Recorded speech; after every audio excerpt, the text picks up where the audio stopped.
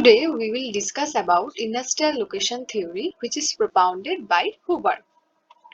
Edgar Mellon Huber was an American economist who first propounded this theory. He gave this theoretical statement in his book The Location of Economic Activity in 1948. His work is mainly dependent on shoe and leather industries. In his theory, he tried to find out the market area or the area served by each producing unit when the production unit or in case of extraction unit, the extraction points are given. Like every other location theory, he also assumes some concepts like first one goes here. There is a perfect competition between producers or sellers at any one location. This means that no one gives a place to their competitors. Second, there is perfect mobility of factors of production. Factors of production means land, labor, capital, and entrepreneurship. Buyers are economic men. It means that they are not brand oriented. They buy the goods which is available at the minimum or the lowest possible price. Transport costs vary with distance. The cost of carrying the goods is increasing in per kilometer. The transport cost and production or extraction costs are the determinants of location.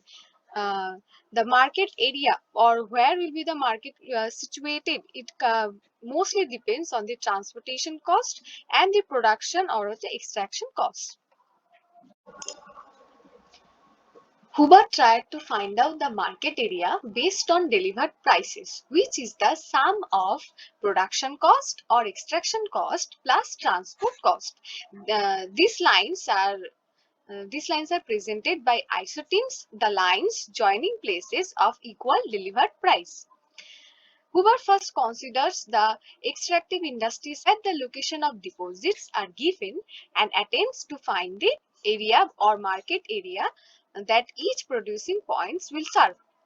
Let us see the diagram first. In this diagram, we can show O as the extraction point, the first extraction point. And the first serving market area is A.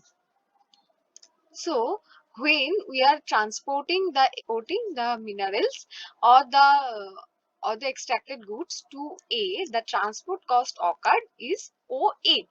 And what is OA?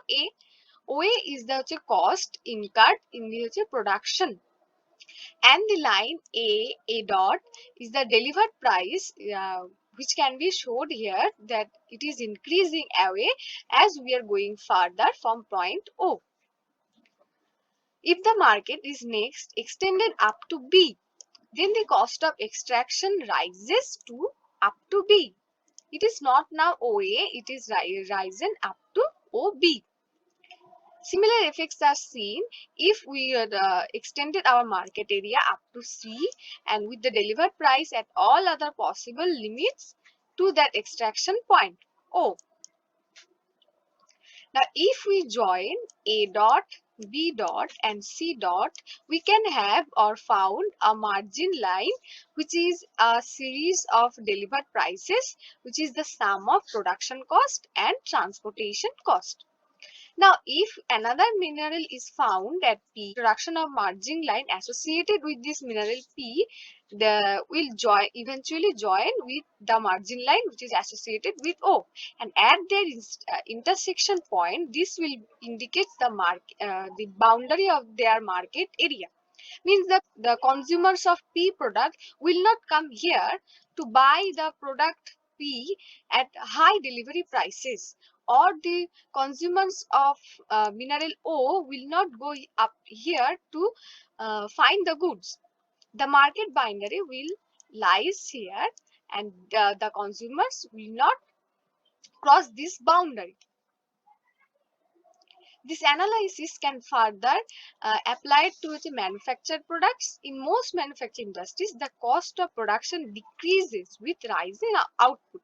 In In the extractive units, we have seen that the more the market area increases, the cost of extraction is increasing also.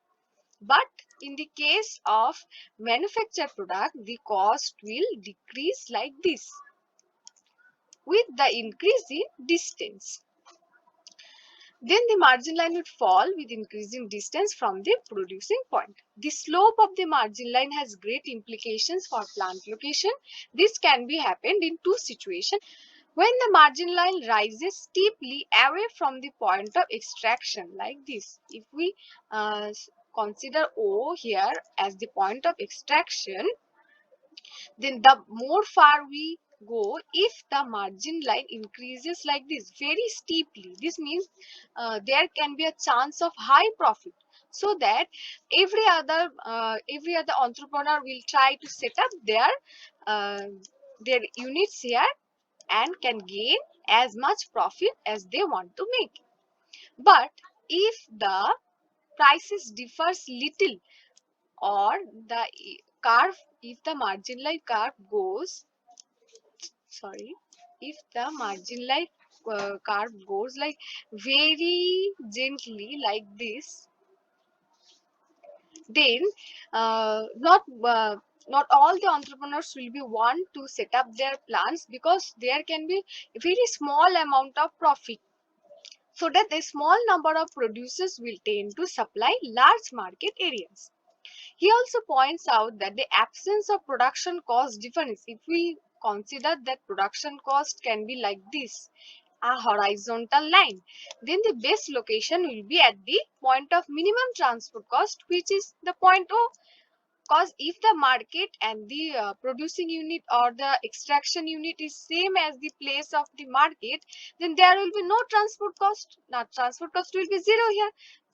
Then the best suitable location will be to set up a market here.